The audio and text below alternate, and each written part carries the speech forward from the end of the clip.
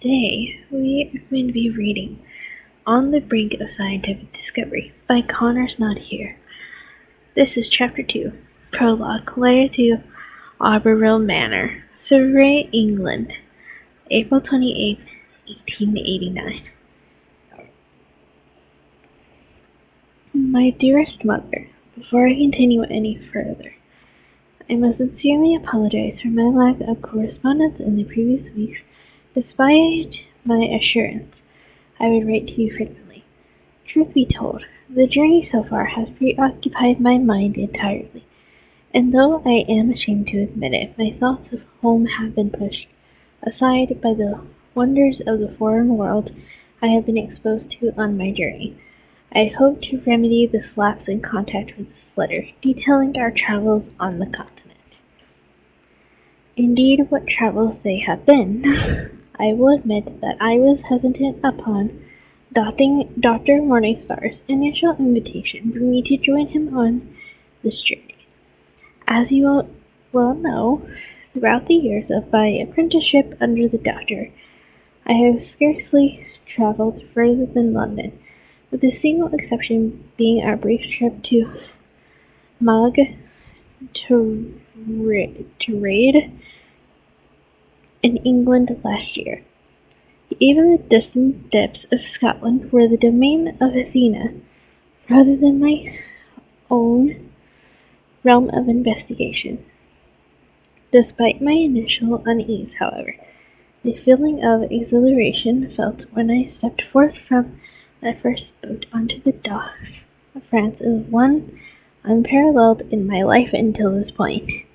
All things, even the air itself, it seemed, held within them a newfound sense of unknowable expanse. From this brief stay on the French coastline and ease into the country's way of life, we traveled by rail to Paris.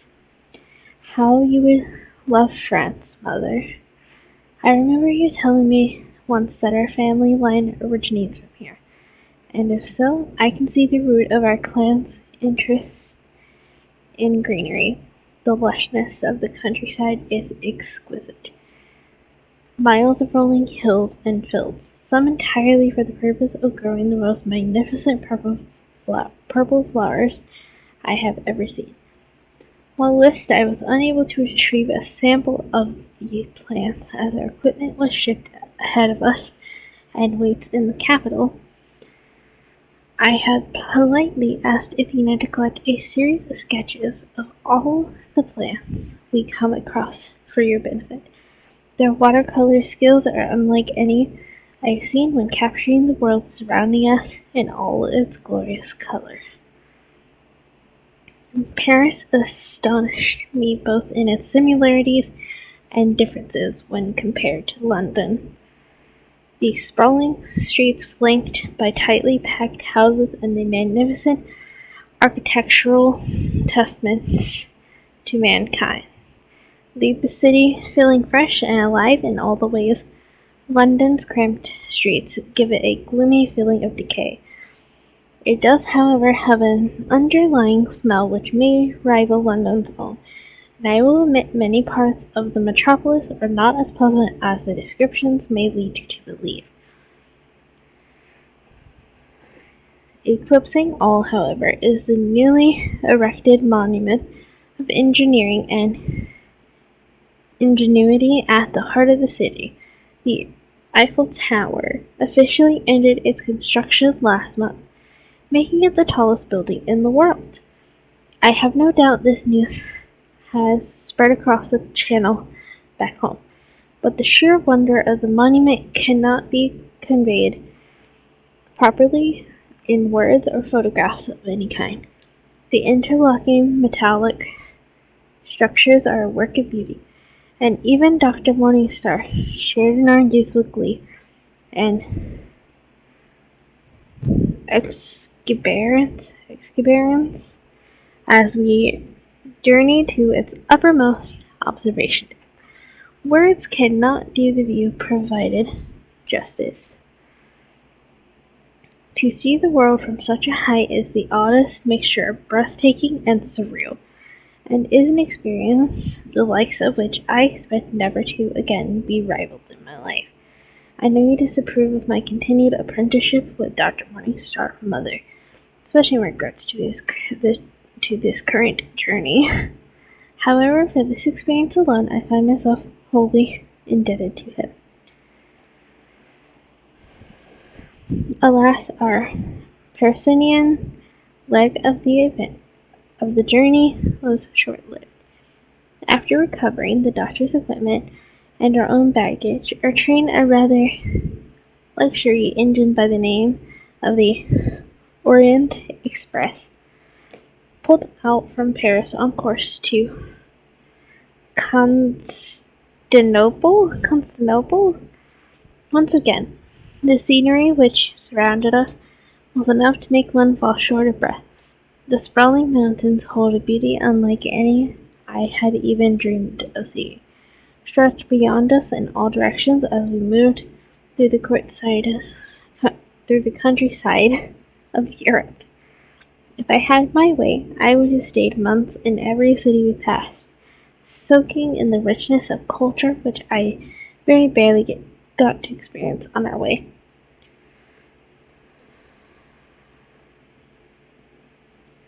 Athena's dreams trouble them still.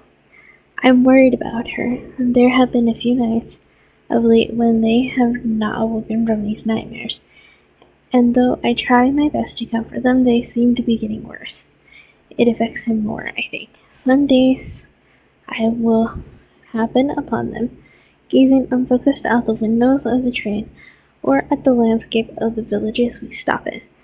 It is a strange, almost longing gaze, as if one day he might simply disappear into this unknown world, chased and tormented by these night terrors, and I may never see him again.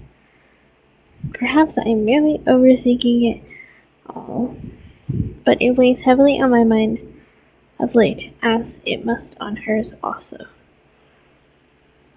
If France felt like another world, the arrival of Constantinople felt like stepping onto another planet entirely. The culture and history are built into the foundations of the city in a way I can barely express in this letter alone, as my words could hardly do it justice.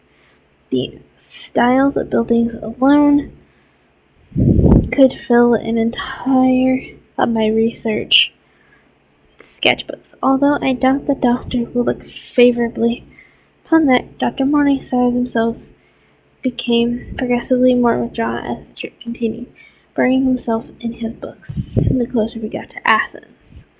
Speaking of which, the voyage to the Grecian city by boat once again offered a stunning view of the crystal blue Aegean Sea, and although I admit I am not built for the Mediterranean sun, the weather was incredibly present on our journey before reaching the archaeological site.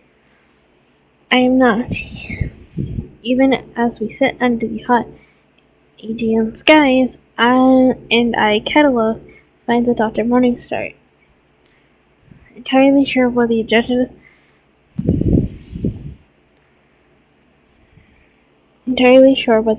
of the doctor's current research is. He claims it is what he has always studied, the lost culture he has spoken about for years. But if that is the case, I am baffled as to our presence here. All of his research into his culture, from my understanding, has focused entirely on the British Isles, and our presence at this Athenian site feels strange and almost entirely divorced from those studies. However, the investigation of these ruins seemed to excite Doctor beyond belief. We're getting closer, he told us on numerous occasions throughout our journey. Closer to what exactly? I am not entirely sure, and I feel that I am not allowed to share our research enough to elaborate, but I am confident enough to suspect that we, despite our party's small size, are on the verge of a breakthrough which may shift the understanding of our world as we know it. Whilst it may be some time until I return home to you, I hope that these letters, for I intend to continue writing them, are enough to assure you of my safety and commitment to this field of research. I send my love to yourself and Easton, and I hope that your work is allowing them as much prosperity as mine does for me. I hope to enclose some small tokens of my travels within the next letter. With the warmest regards, your child, J.B. Pine, Athens, Attica, Greece.